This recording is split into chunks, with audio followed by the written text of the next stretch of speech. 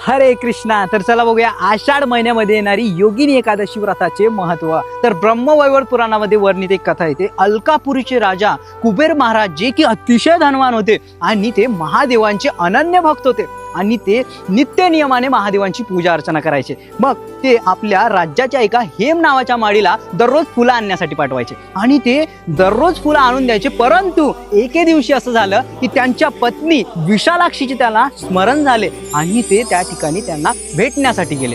मग या ठिकाणी कुबेर महाराज वाट बघून बघून थकले।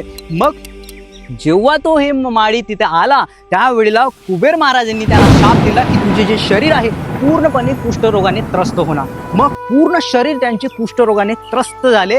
मग ते एके दिवशी ब्राह्मणाकडे गेले जे की मार्कंडेय ऋषी होते आणि त्या ठिकाणी त्यांना विनवणी करू लागले। त्यावेळेला मार्कंडेय ऋषींनी सांगितले की तुम्ही या आषाढ महिन्याच्या योगिनी एकादशी व्रताचे पालन करा तर तुम्ही सर्व पापातून मुक्त व्हाल। मग त्यांनी या योगिनी एकादशी व्रताचे पालन केले आणि कुष्ठरोगापासून मुक्त झाले। तर अशाच प्रकारे मंडळींना आपण सुद्धा या एकादशी व्रताचे पालन करा, भगवंतांचं नित्य नाव घ्या आणि तुळशी महाराणीची सेवा करा आणि गायींची सुद्धा सेवा करा। तर अशा प्रकारे जर आपण या एकादशी व्रताचे पालन करू तर 88 सहस्त्र ब्राह्मणांना भोजन करण्याचे फळ आपल्याला या ठिकाणी मिळणार आहे। हरे कृष्ण, धन्यवाद।